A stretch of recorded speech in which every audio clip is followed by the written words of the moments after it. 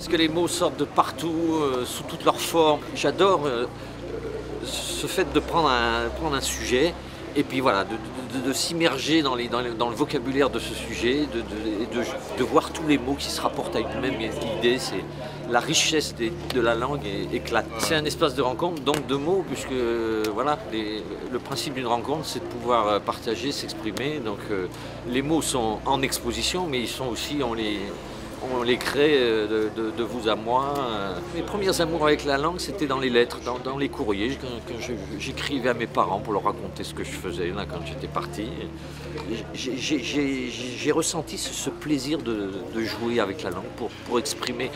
Je trouvais qu'un mot n'exprimait pas assez, donc j'en entrechoquais deux et ça faisait naître une troisième chose. Voilà, c'est le surplus des mots, quoi. J'étais un peu le surplus américain des mots.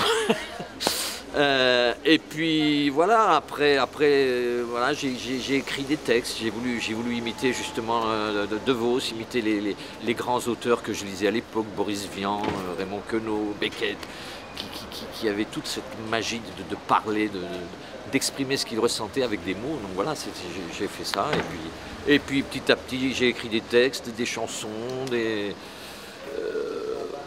et puis je me suis trouvé cette facilité de bricoler les mots, de les tordre dans tous les sens. Et c'est toujours cette idée d'exprimer autre chose que le premier sens des mots. C'est un peu de la musique aussi, les mots, pour moi. Hein. J'aime faire entrechoquer les mots, mais comme des sons. Il y a beaucoup d'assonances et de consonances dans mon travail, parce que c'est aussi ça c'est un de mes moteurs. Voilà. Et je plonge dans un vocabulaire, par exemple le vocabulaire de la pluie, et voilà, je suis là-dedans, et puis je prends des choses, et je mets des mots en rapport, c'est du bricolage. Je suis un artisan.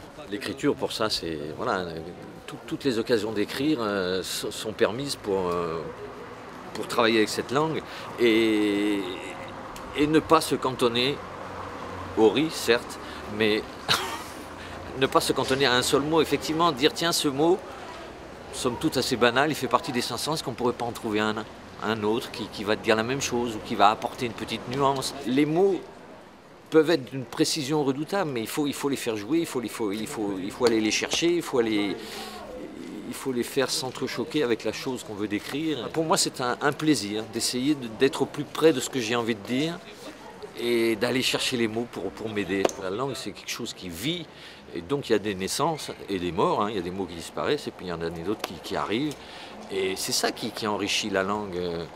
Moi, j'aime beaucoup toutes les écritures de rap, parce que ces gens, très souvent, attirés par la rime, ils inventent des mots, ils créent des mots. Moi, je trouve qu'il faut... Non, bienvenue aux mots nouveaux et bon, moi j'ai vécu longtemps dans une première vie, j'étais enseignant, j'ai vécu en Afrique francophone. Bon, en Afrique francophone, il y a plein de mots qui ont été créés, de mots français qui ont été créés et qui sont merveilleux. Il y a plein de surprises. Je crois que dans la langue, il ne faut pas avoir de frontières. Alors bien sûr, il y a les puristes actuellement qui ont peur de l'arrivée de l'anglais, qu'on donne trop d'importance à cette langue, mais on a plein de mots en français qui ont été empruntés à la langue anglaise, on leur refile des mots. Non, pas de frontières dans la langue française.